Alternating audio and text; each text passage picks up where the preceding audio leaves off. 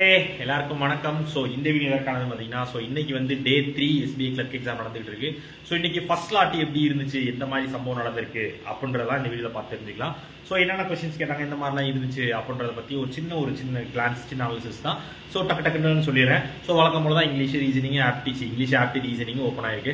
So இங்கிலீஷில் வந்து உங்களுக்கு வந்து ஆர்சி கேட்டிருந்திருக்காங்க. ஸோ எரர் ஸ்பாட்டிங் வந்து க்ளோஸ் டெஸ்ட் வழக்கம் போல இன்னைக்கு 6 தான் கேட்டிருந்திருக்காங்க. So sentence improvement, so word swap, so இந்த மாதிரி கொஸ்டின்ஸ் தான் வந்திருக்கு. ஸோ ஆர்சியை பொறுத்தவரையும் ஏதோ பிஸ்னஸ் பண்ணுறதை பற்றி, ஸோ பிஸ்னஸ் பண்ணால் எப்படி பண்ணணும், ஸோ என்னென்ன இஷ்யூஸ்லாம் இருக்கும், ஸோ அந்த மாதிரி ஏதோ ஒரு ஆர்சி வந்து கேட்டிருந்திருக்காங்க. ஸோ அதுக்கப்புறமேட்டு வந்து பார்த்துக்கிட்டீங்க அப்படின்னா வந்து ஆப்டிடியூட்ல வந்து வழக்கம் போல தான். ஸோ இப்போ வந்து ரொம்ப நேரவாக வச்சிட்ட மாதிரி வச்சுட்டாங்க. கொஸ்டின் என்னன்னு பார்த்தீங்கன்னா DI simplification application sum. So உங்களுக்கு வந்து இந்த குவாட்ரேட்டிக் அது இதுன்னு உங்களை கன்ஃபியூஸ் பண்ணலாங்க. டேரக்டாக எப்படி உள்ள போயிடலாம், அப்ராக்சிமேஷன், மிஸ்ஸிங் நம்பர்லாம் போடல அப்படின்னு கொண்டு போயிட்டாங்க. ஸோ எப்படி இருந்திருக்குன்னு பார்த்தீங்கன்னா டிஇல வந்து 2 டிஏ கேட்டிருந்திருக்காங்க. ஸோ 3 டிஏ கேட்டிருந்திருக்காங்க. ஆனால் 10 கொஸ்டின் கிட்ட தான் வந்துருந்துருக்கு. ஆனால் அது எப்படி சம்பவமாக இருந்திருக்கு அப்படின்னு பார்த்தீங்க அப்படின்னா, டிஇல வந்து கேஸ்ல டிஏ வந்து கேட்கப்பட்டிருக்கு. ஸோ இது வந்து உங்களுக்கு வந்து அது வந்து ஈஸியாகவும் ஒரு டிஏ வந்து ரேஷியோ பற்றி கொஞ்சம் டஃபாக இருந்திருக்கு. ஸோ இன்னொரு டிஏ வந்து டேட்டாஸ் கொடுத்து கேட்டிருந்திருக்காங்க. ஸோ ஓரளவுக்கு அதை பண்ணலான்ற மாதிரி தான் சொன்னாங்க. ஸோ ஆட்டிடியூட பொறுத்த வரையும் டிஇ வந்து இந்த மாதிரி தான் இருந்திருக்கு. ஸோ 3 டிஏல 2 டிஏ கேஸ்ல டிஏவே போயிருந்திருக்கு.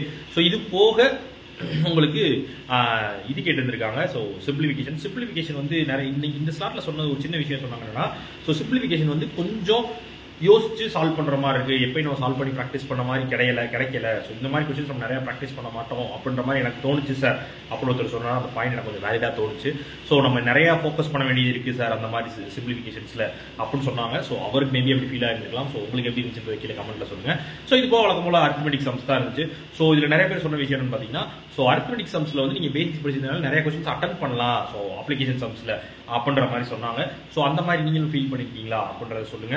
ஸோ அதுக்கப்புறமேட்டு ரீசனிங்கை பொறுத்தவரையும் வழக்கம் போல நல்லா தான் இருந்திருக்கு.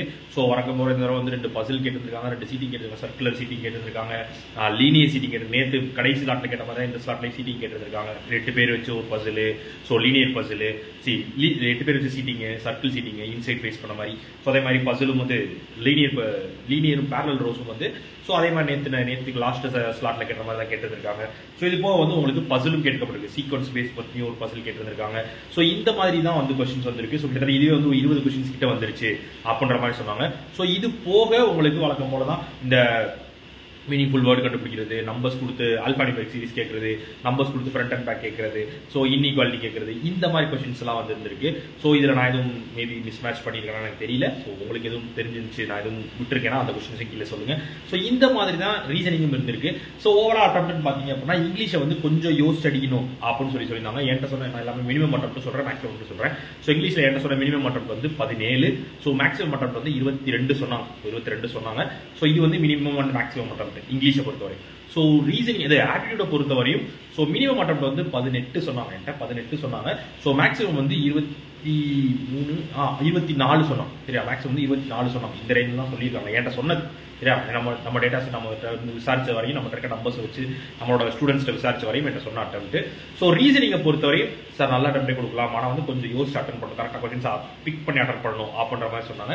ஸோ 24லேருந்து 29 வரையும் சொன்னாங்க. 24லேருந்து 29, ஆமாம் 29 தான் சொன்னாங்க.